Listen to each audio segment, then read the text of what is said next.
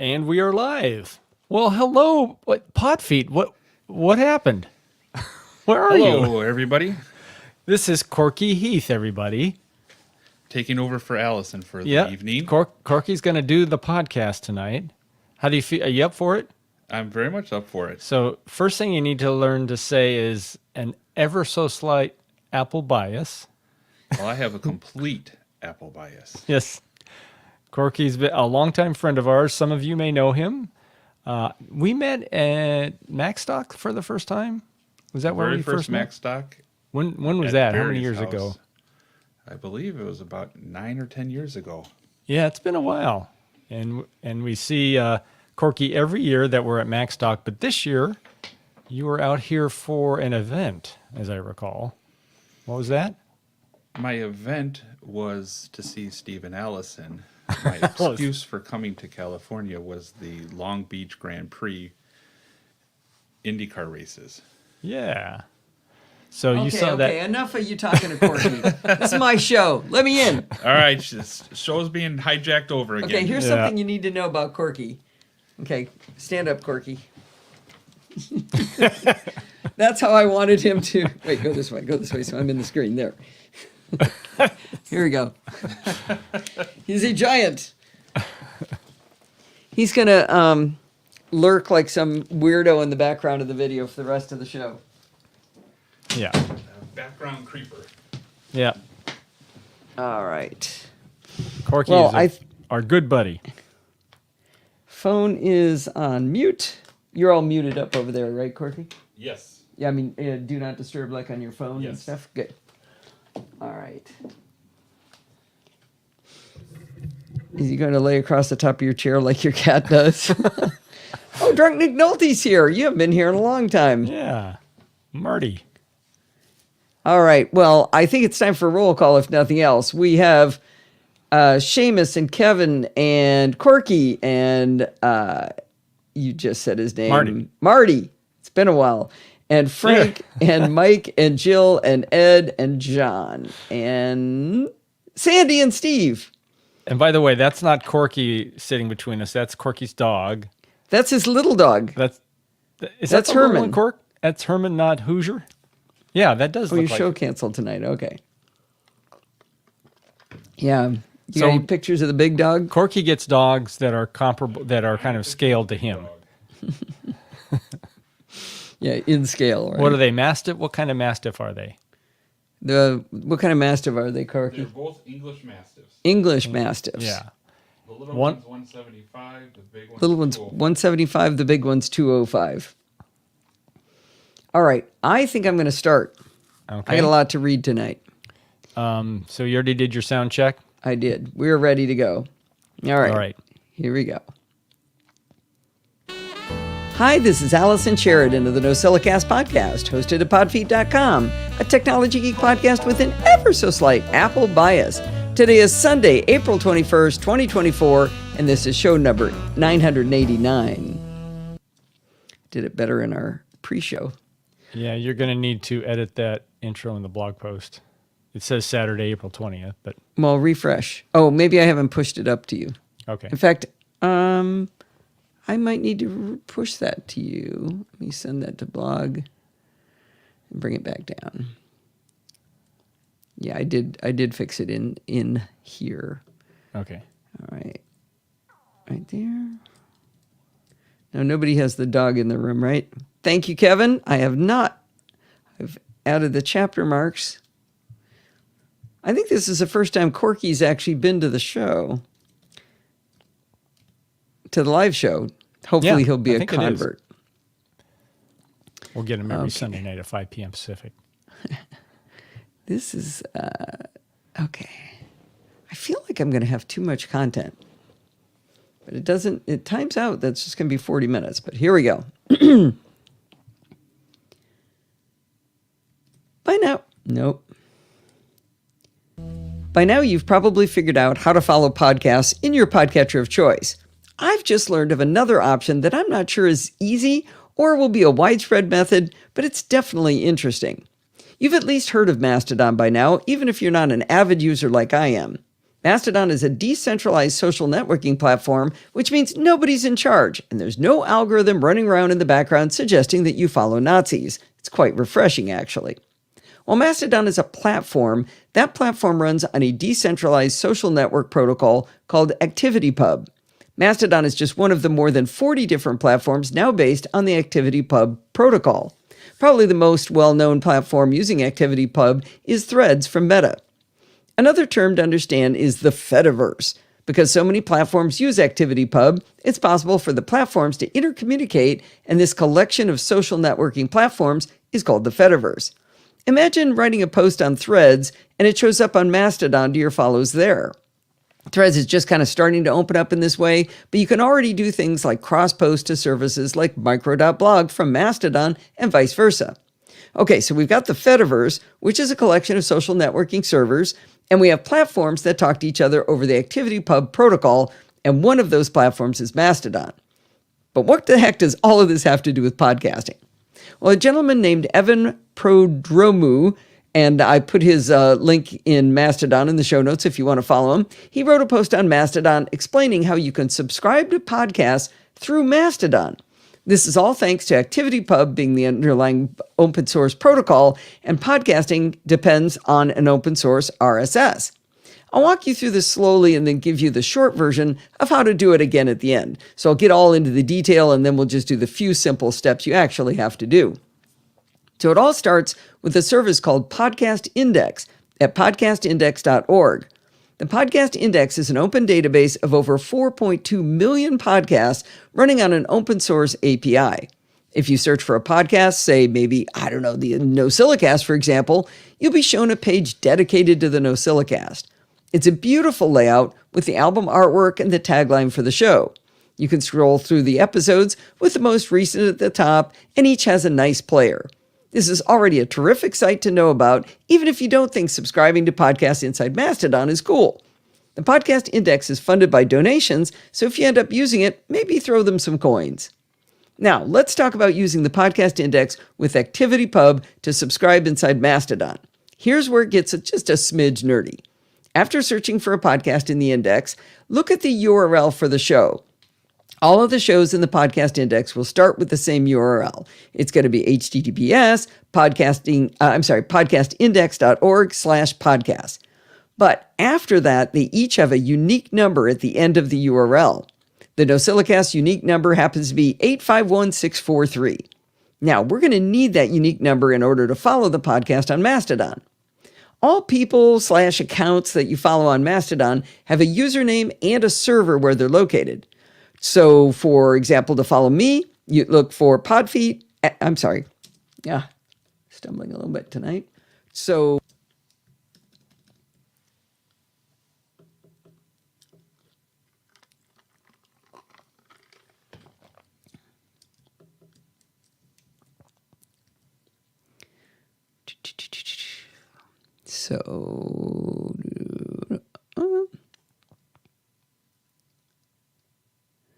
for example, to follow me, you look for @Podfeet at chaos.social. Because of the integration of the Podcast Index into Mastodon, you can follow a podcast in the same way you follow a person. But instead of a username like @Podfeet, you follow that unique number on the server at ap.podcastindex.org. And this is all in the show notes, of course. So the account to follow in order to subscribe to the NosillaCast inside Mastodon would be that unique number, so at 851643, and then and that URL for the Podcast Index. To follow an account, you have to search for it. So just plop that at 851643 at ap.podcastindex.org into the search field. You're going to copy and paste it from here probably. When the search finds the account, it will look like any normal Mastodon account, with the album artwork for the podcast, a link to podfeet.com, and even the RSS feed URL will be visible to you there. It'll show one post and one post only, which is to the most recent episode of the show. The body of the episode post will start with the words, "New episode, : followed by the title of the episode. That title is a link to the episode on the Podcast Index website for the NosillaCast. Now, my first thought was that I wish the link took people to my website for the episode, but as I thought about it, the Podcast Index gives the user a delightful experience. The episode they clicked on is ready to play, and they can see older episodes and play them directly there too. There's also a swell little globe icon indicating where to click to jump to my blog post for the episode, so you can see the full show notes. Heck, they even give you a link to open a download link to where my audio files are stored, so you can have the podcast episode for posterity if you want to. They even make it easy to share links with others. I really couldn't find any reason not to love the interface of the podcast index. I was curious whether all podcasts look and act the same, so I looked for Bodie Grimm's Kilowatt podcast and easily found the unique number for the show, 52300. When I searched for and then followed Kilowatt on Mastodon using the podcast index number, I could see the podcast, but I didn't immediately see a post for the latest episode. I'm not exactly sure what causes the latest episode to show up on Mastodon, but later I went back and I could see the most recent episode of Kilowatt. It's not that he posted a new episode and that made it show up. It was an episode that had aired before I ever subscribed on Mastodon. It's almost as though the podcast index is recreating this account for each person who asked for it, because I had Steve subscribe to the NosillaCast on Mastodon, and it didn't show a new episode right away, and it says 0 following, even though I am following the NosillaCast on Mastodon. If my observations are leading to the correct conclusion, then it makes sense that the newly created account on Mastodon hasn't had time to pull any content yet, and only does after some short bit of time.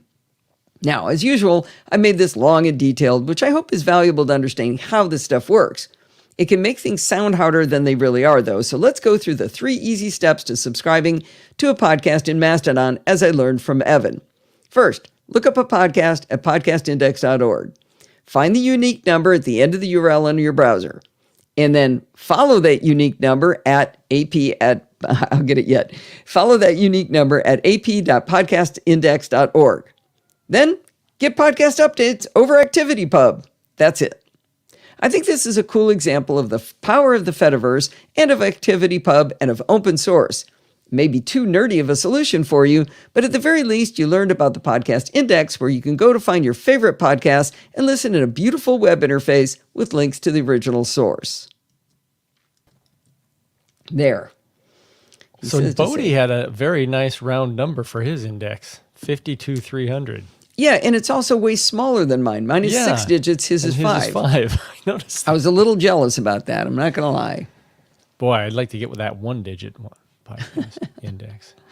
Yeah, the hard part is that at ap.podcastindex.org, you got to do all that part too, you know?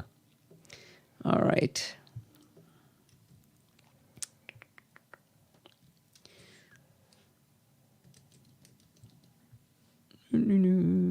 Copy link.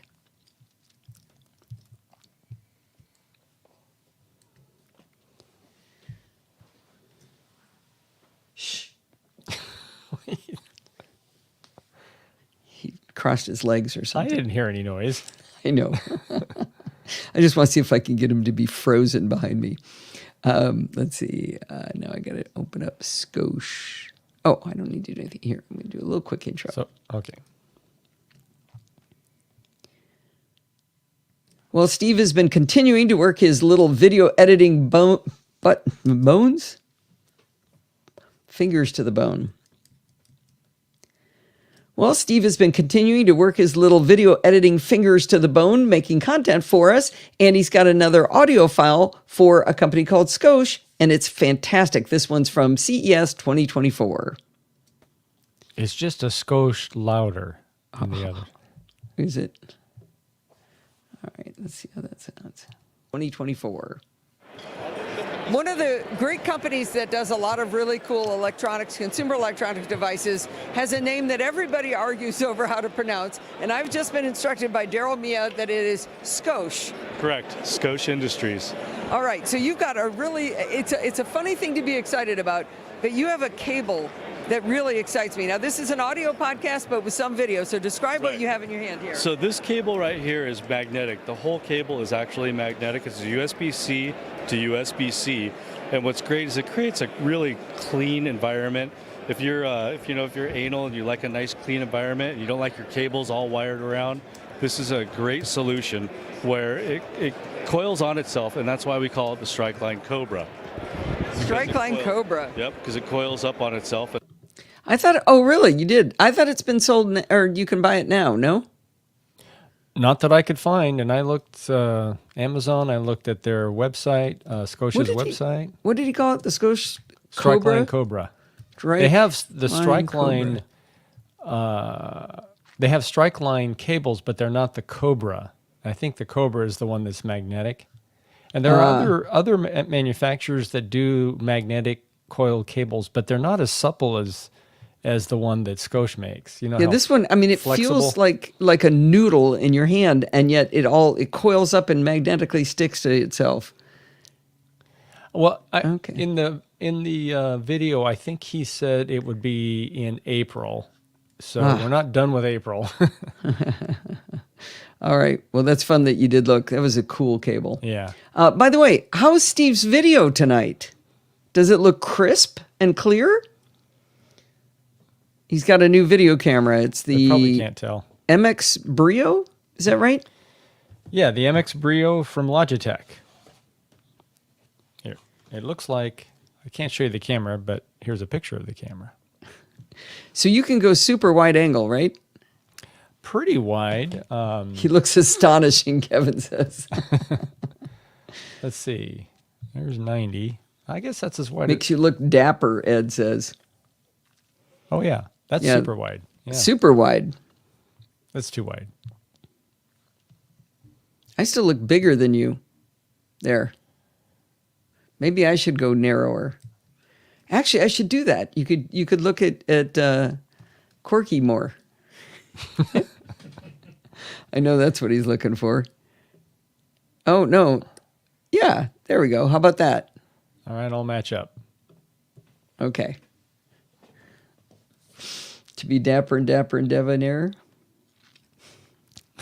We need more Steve. We need a cowbell. Okay. I don't know if I'm the only one who's excited about this topic, but I'm going to talk more about making online documentation.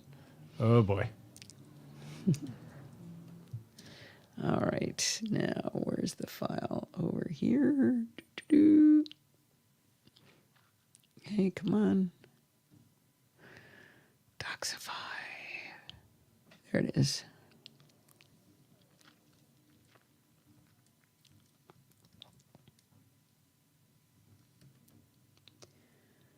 A few weeks ago, I told you about how much fun I was having learning MKDocs to create the user guide for our XKPassWD project.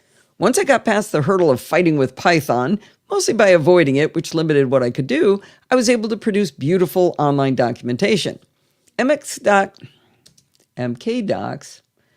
Oh, and Logitune has not turned on one of my lights. I'm lightless.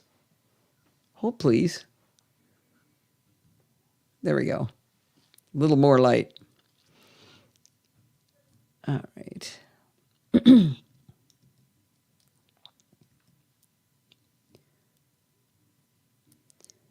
MKDocs allowed me to write the content for the docs in the simple text format called Markdown, and then using a little YAML configuration file, I could link the pages together.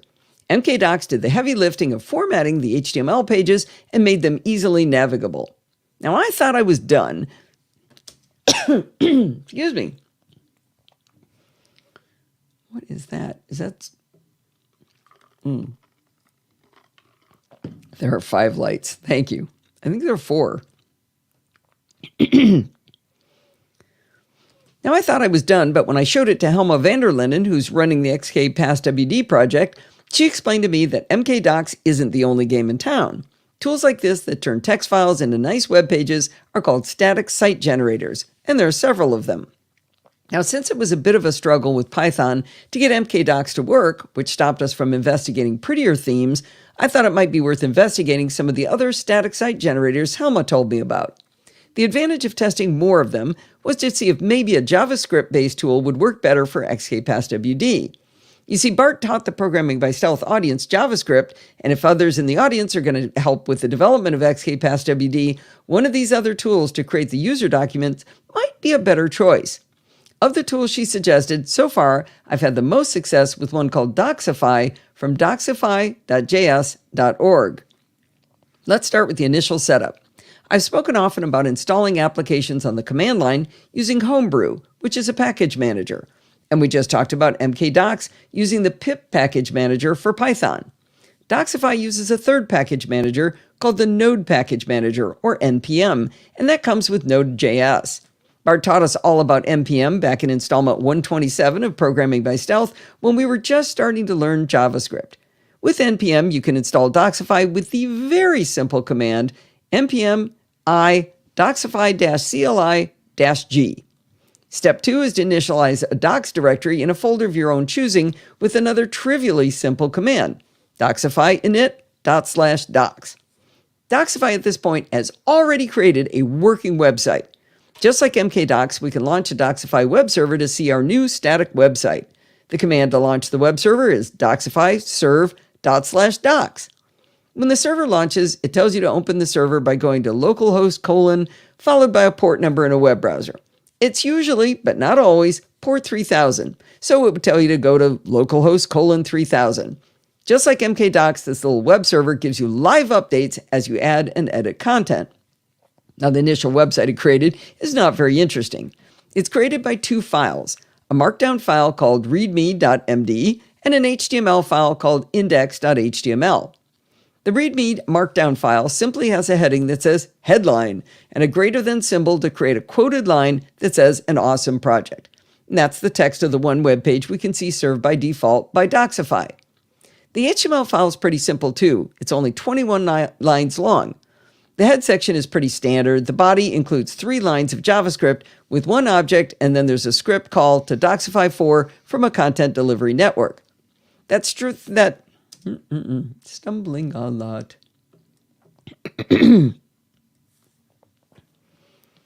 That 3-line script is where we'll be adding the configuration information to change the way our documentation website appears to the user. I've always said that I'm not a fan of reading documentation. You've heard me say that over the years many, many times. But I'm starting to think that might not be true any longer. I think maybe Bart broke something in me in Programming by Stealth with his constant read the fine documentation comments. Well, in this case, I was pretty sure there would be good documentation because it was built by people who write a tool to make documentation. You may remember that at the end of my article about mkdocs, I said that starting with a new static site generator, I said,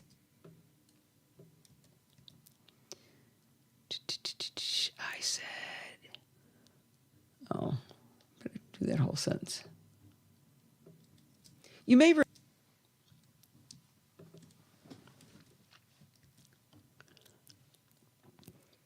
remember that at the end of my article about mkdocs, I said that starting with a new static site generator wouldn't be all that burdensome. This is because the real work is in writing the text of the instructions for the XKPassWD users in Markdown, and those Markdown files will be portable to any static site generator. I copied the Markdown files I created for mkdocs into the docs folder I just created with Docsify, and then I got to work learning how to use Docsify to point to them and make them work together. I'm a big fan of left sidebars in documentation. I like to be able to easily jump to the section I want to read, and I want that for XKPassWD users. To get a sidebar with Docsify, you create a markdown file called _sidebar.md, and you simply put in bullets with markdown links to each page. For example, to add my about.md document to the sidebar, I would enter a link into the _sidebar.md file. It'd be asterisk and then the syntax for a link to the about.md file. Ordering of the markdown links defines the order you'll see the documentation in the sidebar. Once we have the _sidebar.md file created, we need to tell Docsify to actually render the sidebar. We do that in that HTML file with that wee bit of script that I mentioned earlier.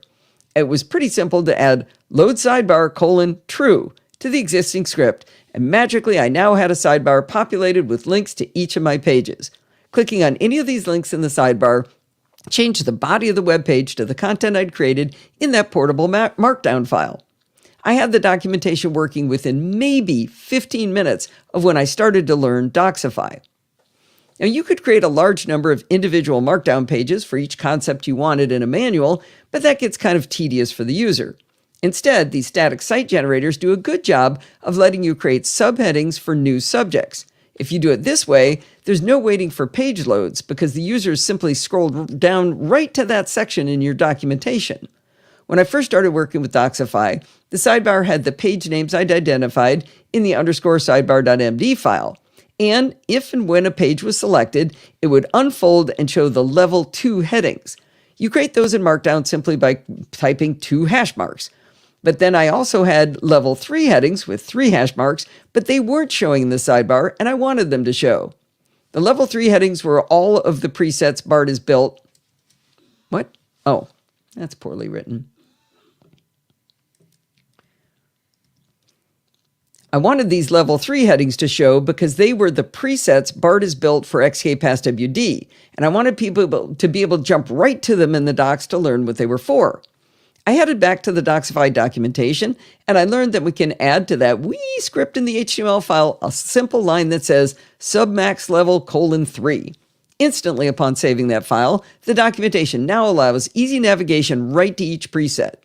However, it had also picked up a few heading level 2s that I didn't think really merited inclusion in this sidebar table of contents. Back to the docs, where I learned that if you add a simple Docsify-ignore comment to any heading you don't want to see, it won't be visible in the sidebar. How cool is that? I get to have the document have a, looks like a heading, and it would navigate as a heading with a screen reader, but it doesn't have to be messing up the sidebar. While this does make our generic Markdown files a bit Docsify specific, it's just a comment, so it won't hurt anything if I move the docs to other static site generators. Our documentation has several Markdown files, such as how to help the project, what XKPassWD has to do with XKCD, and the maths behind the tool. In the sidebar, I named that page about maths, "Thar be dragons." That's kind of a standard in the industry, right? Since Bart loves emoji, I added a little dragon emoji to the title. The meat of the documentation, though, is a very long file simply called User Guide. When you click on User Guide in the left sidebar, it reveals all of the glorious subheadings I just described.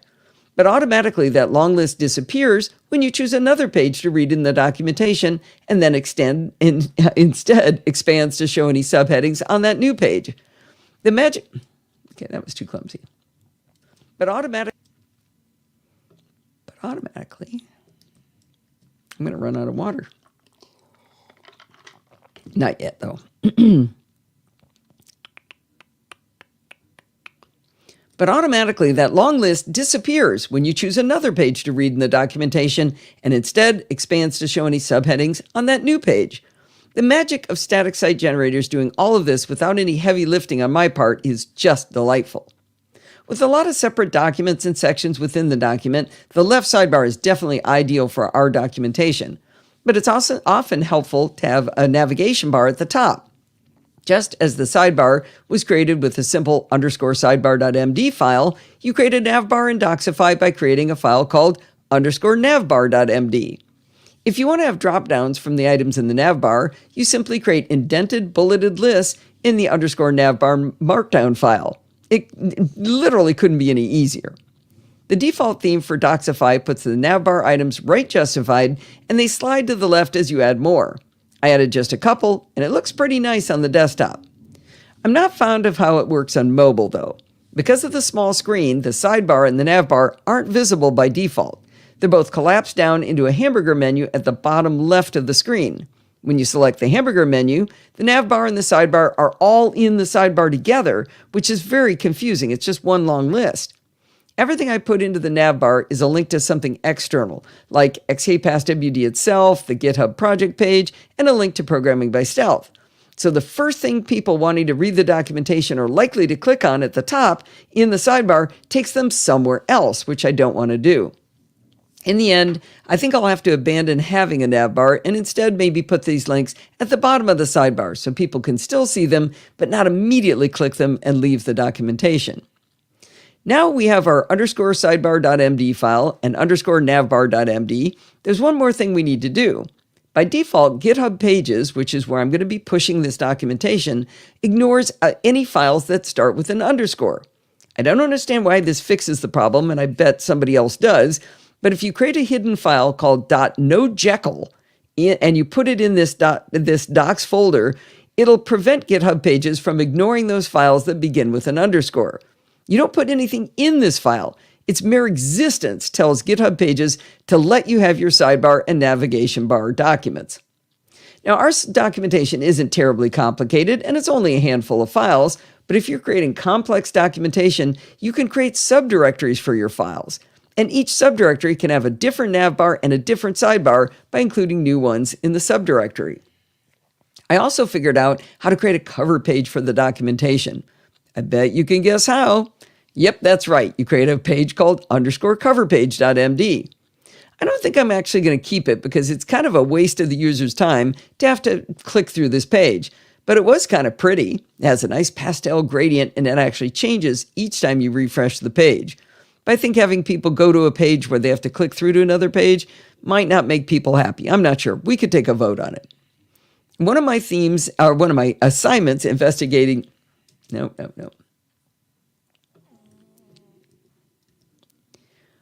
One of my assignments... That's not the right word. One of my assignments in investigating other static site generators was to see if changing themes for the documentation could be any easier. The user docs for Docsify give links to the Content Delivery Network, CDN, for jsdeliver.net for 3 alternative themes. To switch themes, you simply plop any one of these links into the bottom of the index.html file to change the theme. Now, I put screenshots of the 4 themes into the article about Docsify, and it's kind of funny. 3 of them kind of look exactly the same. I'm not sure that they have slight differences, I think, but one of them does look a little different. The default, I think, is the cleanest and most elegant. But I must carry on and see if I can crack the code on how we could create our own theme, just to see if it's truly daunting like MKDocs, or if it follows maybe a bit more standard way of creating themes. The documentation for Docsify linked to one more theme called Docsify-Themable. This theme is designed to let you change it using standard cascading style sheet syntax, also known as CSS. They give clear instructions, for the kind of people who understand CSS, on how to link to the CDN for the base simple theme, and then how to create a custom CSS file to change the look and feel of your documentation. They even give quite a few examples of ways to modify your theme using custom CSS. I'm not a CSS person, but Helma is, so it's possible she'll become inspired to make our documentation prettier, or maybe do something to match the theme of XKPastWD itself. But for now, I like the very simple theme that comes with Docsify, and so does she. But maybe with Docsify-Themable, she can figure out how to make there be a navbar on mobile instead of collapsing it into the sidebar. While I read manuals more than I read manuals, all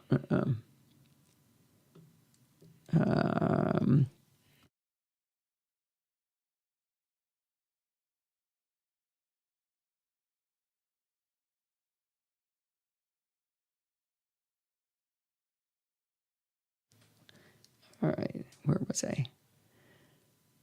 While I read manuals more than I used to, I'm still a big fan of a search box so I can jump right to what I want to learn.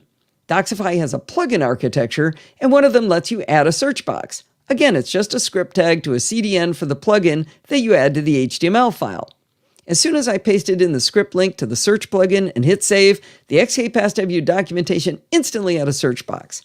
The documentation shows a lot of options on how to configure the search box, but I'll admit, I didn't understand most of it. The only tricky thing I figured out how to change was the default text in the search field. It used to say type to search. I changed it to search me with a little emoji or one of the ASCII emojis for the shrugging shoulders. I felt very clever doing that. Now here's the thing about Docsify search though. While it appears to search all of the markdown files and it returns accurate and complete results, clicking on those results in the sidebar did not take me right to where I found the result of my search. For example, if I type in Web32, which is one of the presets, it finds it in 2 places, the first of which is under the heading Presets, as you might expect. If I click on that search result, it highlights the heading Presets in the sidebar under User Guide, but it does not scroll to the content it found. It doesn't even scroll down to the Preset Level 2 heading, which would maybe be helpful, much less the Level 3 heading for Web32. It doesn't start at the top of the user guide either. It scrolls kind of partway down into the copying password sections. This is super confusing because you end up searching the page thinking I should be able to see what I searched for because it took me here, but it's not there on the page.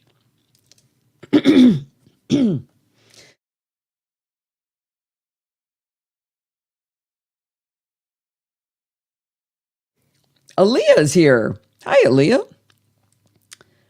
What did I just say? But it's not there on the page.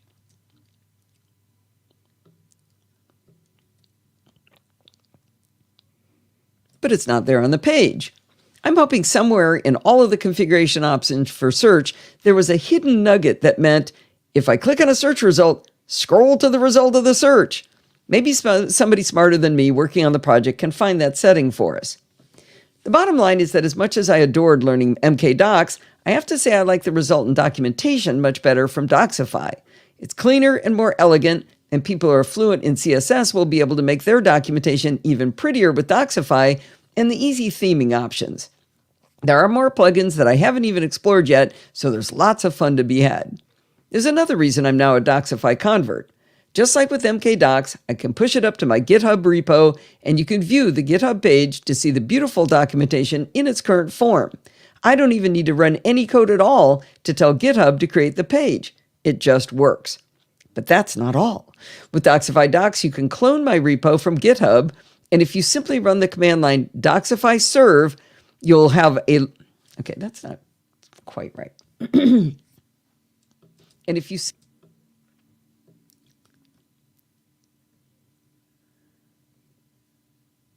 And if you run the simple command at the command line, Docsify serve, you'll have a local copy of the docs in all of their beautiful form.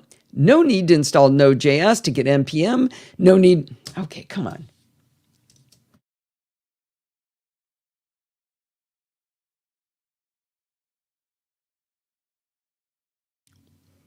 Hi, Kurt.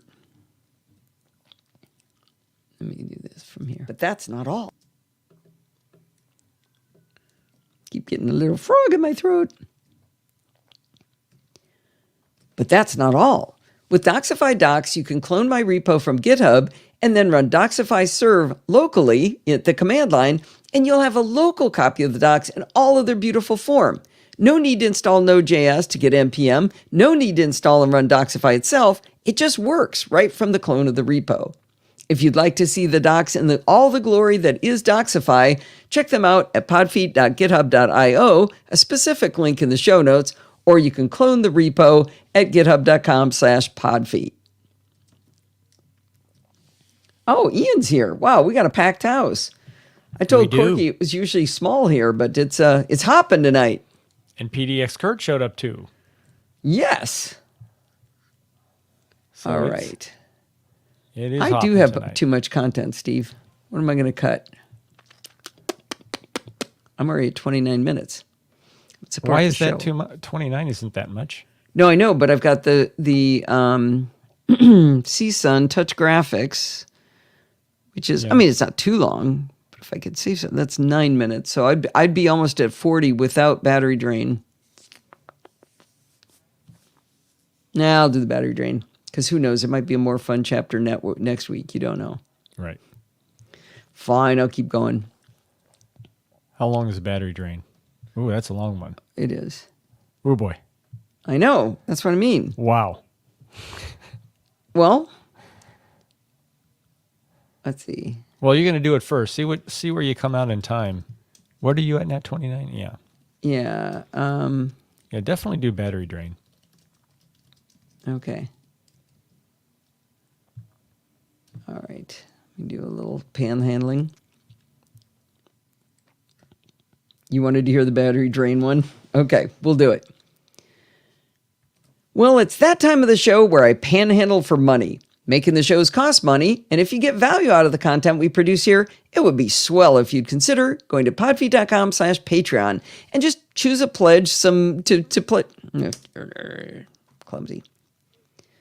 It's that time of the show where I panhandle for money. Making the show costs money, and if you get value out of the content we produce here and you don't like ads, it'd be really swell if you would consider going to podfeet.com/Patreon and choose to pledge some moolah to help keep things going.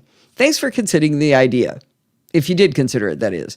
And if you didn't, well, thanks for listening anyway. I am annoyed by this frog in my throat. Yes, I will save my little friend one time. Start here, do this. Chapter mark. Yeah, next week's going to be yet another tough week. What is that? Panhandling. Oh, is that what that was? Copy link. All right, go back over here. Okay. I don't get Marty's humor sometimes.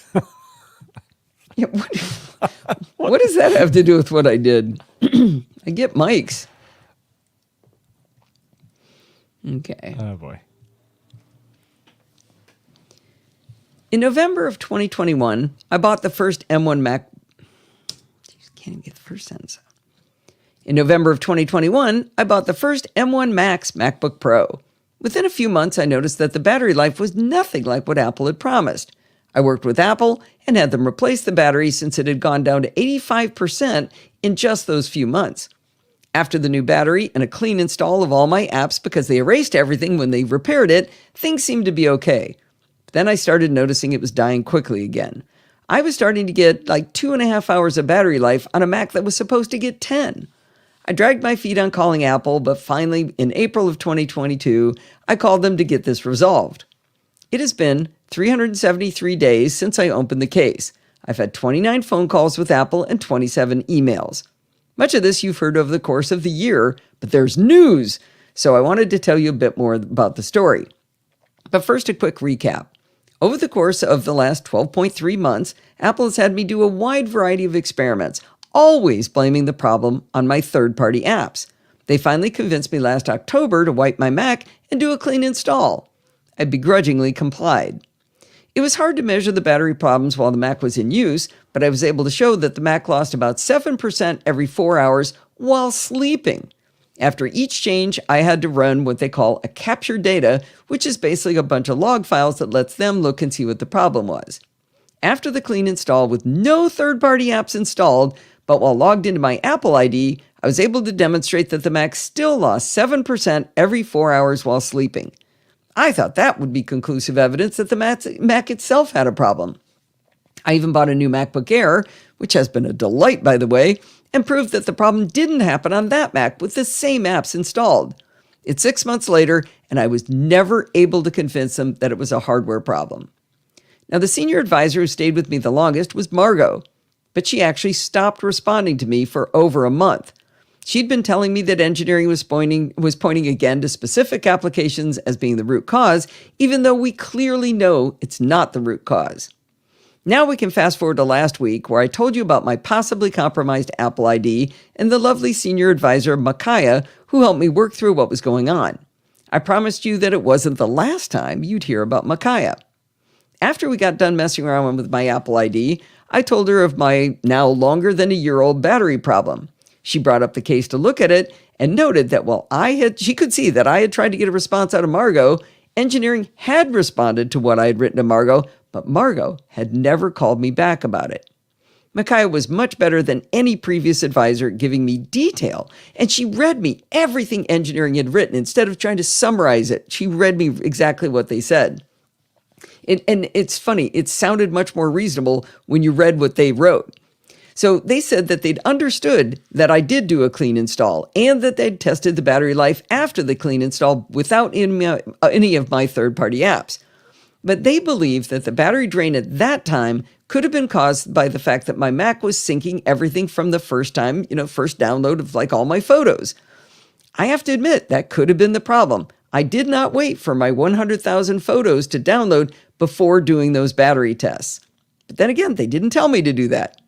They went on to say that they still saw elevated battery use with a few third-party apps, calling out Backblaze in particular.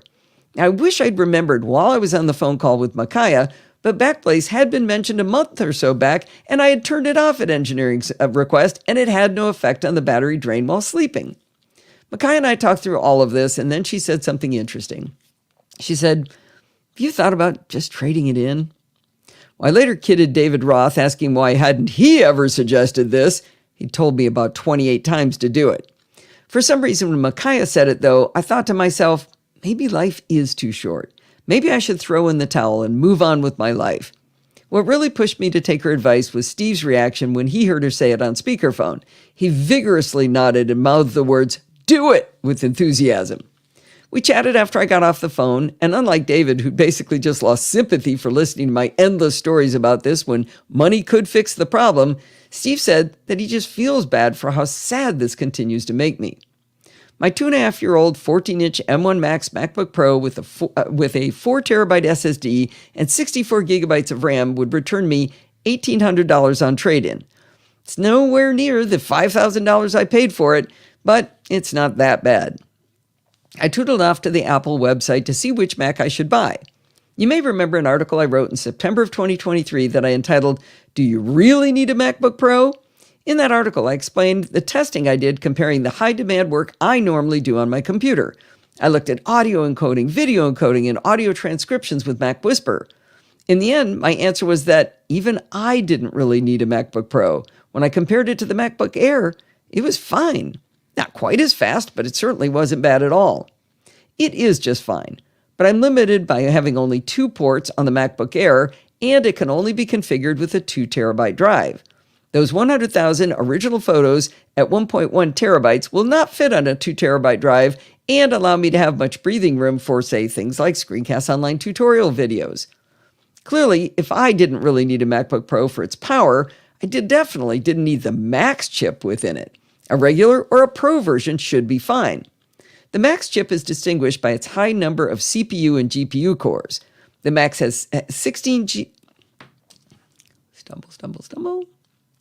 The Max has 16 CPU cores, while the Pro has only 12. The Max has 40 GPU cores versus 18 on the Pro. I highly doubt I would be able to tell the difference. But what I did care about was getting 64 gigabytes of RAM. I can't prove I need 64 gigabytes, but I can say that I run out of RAM on the 16 gigabyte MacBook Air. I actually get errors that pop up on occasion. It turns out if I go for a lower version of the M3 Max with fewer cores, or even an M3 Pro, I can't get 64 gigabytes. I'd have to go with 36 gigabytes or 96 gigabytes.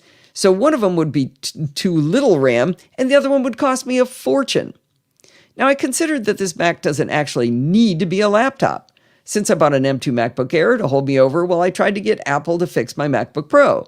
Unfortunately, the Mac Studio and the Mac Mini are not yet out with the M3 chip, I should say, so they're quickly dropped from consideration. I'm not going to buy a Mac the M3 has already been around for a little while. I'm not going to buy an M2 for crying out loud. So in the end, I bought the exact same machine as last time, but with a fancy M3 chip instead of M1. Oh, and I wanted space black this time instead of silver. Whoop-de-doo. Anyway, it really bugged me to spend $4,900 before tax to replace a Mac I bought for $4,700 and Apple refused to replace. I hesitated over that buy button. Fast forward a few days when I was hanging out with Pat Dengler. She suggested I look at refurbs from Apple. I was certain they would not have a 4 terabyte, 64 gigabyte M3 Max, but guess what? They did. It was $740 cheaper than list price. I really had no choice but to click buy. So you might be asking yourself, how's that battery on the new Mac? I ordered on a Saturday night, and by Monday it was delivered to my local Apple store. While I was probably going to keep the new machine no matter what happened, I didn't actually do a trade-in just yet. I can easily find a way to spend $1,800 on a gift card at Apple and do the trade-in later, especially since those OLED iPad Pros are supposed to be right around the corner. That also gives me more time to experiment with the new machine and see what the battery life is like. The first test was just to charge it to 100%, log into iCloud, and put it to sleep. This would replicate the clean install I did on the M1 MacBook Pro. Now remember, Apple said the problem was that it was syncing everything, and that's why it was draining the battery so quickly. While the M1 drained 7% every 4 hours, the M3 drained 2% in 4 hours. Even while syncing the new Mac, it was 3.5 times better in draining. That improvement cannot be accounted for merely by the 86% battery health of the older Mac. In my opinion, the myth that the root cause was that it was syncing has been debunked. For my next test, I needed to let iCloud finish downloading all of my photos. As I've mentioned, this is the Mac on which I keep all of my full resolution photos. I was taught years ago by an Apple senior advisor that the fastest way to get them down is to start from scratch and download originals. If you let it download optimized images first and then change to full resolution, iCloud has to check every single photo one at a time to see if it's full resolution. Back when I had around 75,000 photos, it would take 3.5 weeks to bring them down after optimized were already there. Apple said that was normal and to be expected. So I flipped the switch to download full resolution images. I plugged it into power. I changed the battery settings to force it to stay awake. Every so often, I checked how many had downloaded and how much elapsed time had passed. And then I graphed it to predict when it would be done, as one does. The entire download took about a day and a half, and it was ready to run another sleep test. I started the test at 8:36 a.m., and I finished at 6:16 a.m., so just under 10 hours. In that time span, it lost, drumroll please, 0%. It stayed solid at 100% for 10 hours while sleeping. Now, I never ran this particular test on the original M1 Mac, so I don't have anything to compare it to. Since the M3 lost 2% in 4 hours while it was trying to do some syncing, it does add credence to engineering suggestion that maybe my clean install test on the M1 did include drain because of syncing. Now, my final test has to be to prove or disprove that the severe battery drain is caused by my third-party apps. Now, you know I'm a big advocate of doing a true clean install of apps, but I had just done one 6 months ago on the M1, so I decided to use Migration Assistant to move all of my data, setting, and apps. Since the vast majority of my disk is taken up by my photos, migrating the apps and data only took an hour or two. I was surprised at how many apps lost their launch at login status, and I'm going to get into that in a later article, I think, and talk about permissions and things. But I really thought migration settings would, migrate settings. I have so little experience with Migration Assistant, I guess I didn't know what to really expect. All right, final battery test. It was finally time for the big test to definitively tell us, was it Allison's third-party apps or was it the hardware at fault for the massive battery drain on the M1? I unplugged the Mac with 100% charge. It's got all of my apps, the photos have all downloaded, everything's running, and I closed the lid at 9 p.m. I woke it up at 6:40 a.m. the next day for an elapsed time of 9 hours and 40 minutes. In that time, it lost no battery at all. Nothing. It was still at 100%. So, there's two ways to look at these test results. One that a rational person who can weigh cost-benefit of their own time and sanity might choose, which is to be relieved that the more than year-long nightmare is finally over and sell the old Mac back to Apple for $1,800. But I'm not going to choose that path just yet, am I? I plan another call to my new little friend Micaiah to discuss these results.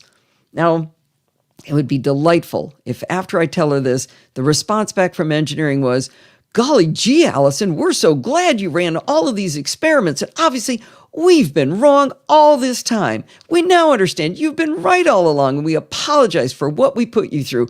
Obviously, we should pay the $5,000 for your new machine, and we would be delighted if you would send us the M1 so we can tear it apart in our lab and see what caused this terrible battery problem." But they won't do that, of course. There, how's that? Yeah. Dramatic reading? Not bad. But you did. Oh, there it is. It was dramatic there. I had some fun with that. It feels like you got it off your chest. Yeah.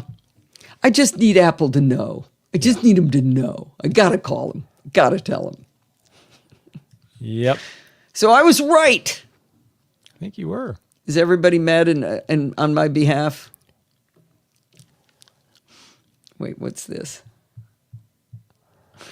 What is the explosion? Why is the dog exploding? I don't get it.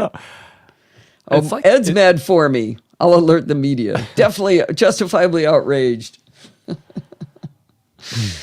Oh, all right. I think I'm going to hold... touch graphics? Yeah. I'm going to actually put touch graphics back into the CSUN folder so we remember we didn't do it. Okay. Okay. So it's back there. Oh, before I forget, let me delete it from here. There we go. And I'm going to put it in a new one over here, put it here. And I got to get it out of the title. See why it wasn't for sure? It needed that question mark at the end? Mm-hmm. All right.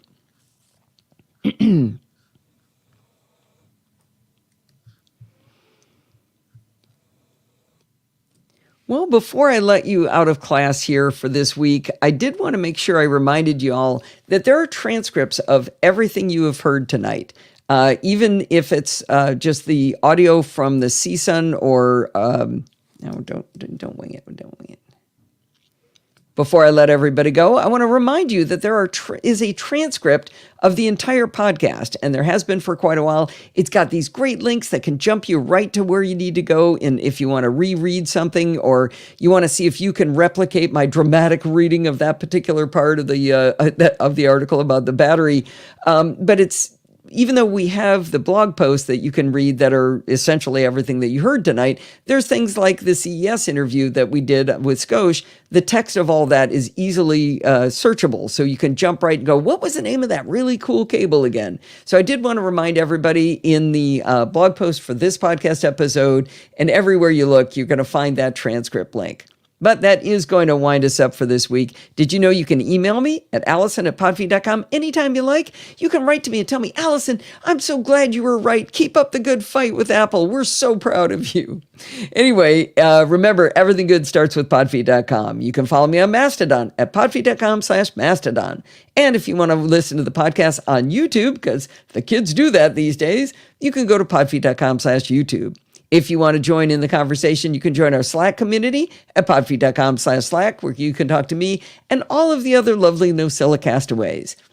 You can support the show at podfeed.com/Patreon or with a one-time donation at podfeed.com/PayPal.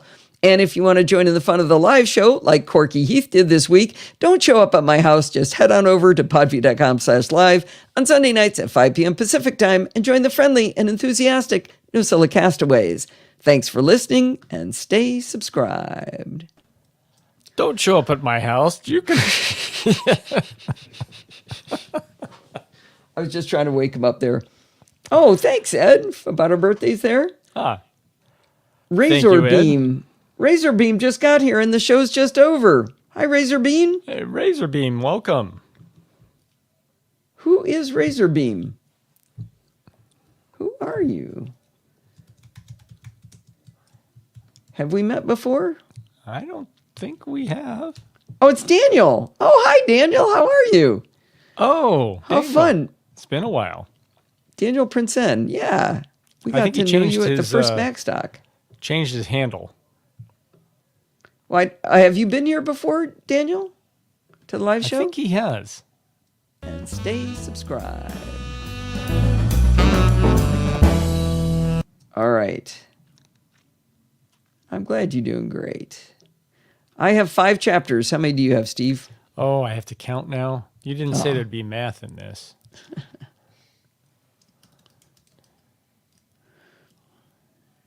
5. Sounds good. All right. Without CSUN touch graphics. Yeah. Yes. This channel was the original reason he created a Discord account. Oh, okay. Cool. Well, that's fun. All right. So go here. All right. I think it's time to export. Steve is sous videing some massive steaks for me and Corky. And no vegetables. And one of the things I got for my birthday from Podfeed was a sous vide sealing machine, one of those vacuum sealers, that you put in the sleeve. It makes the crimp and seals it at one end. You put in your meat, and you seal the other end as it sucks all the air out. It's great. Maybe you should do a review of that for the show. I hate reviews. Wait, when you hover over Razor Beam's... Oh, it does. His avatar changes. That's cool. What is it doing? It's a dynamic That is so avatar. weird. What is that symbol? Oh, it's a clown face, I think. Is that a don't clown? A smile and nose? I think that's what it is. Oh, it is. Uh-oh, Kevin's given me a file. I'm scared. And that opens a website which downloads a thing. I'm scared. I'm going to listen where nobody else does. Oh, it's a little happy birthday. That's fun. Clown avatar overlay. April Nice. Fools in Discord. Okay. All right. Well, even though Daniel just got here, we're still done. And I want Steve to go cook for us. Yes, I have a job to go do. All right, Corky, you want to wave and yell goodbye? Goodbye, everyone. It's nice to see you all. Thanks for coming, Corky. All right. Goodbye.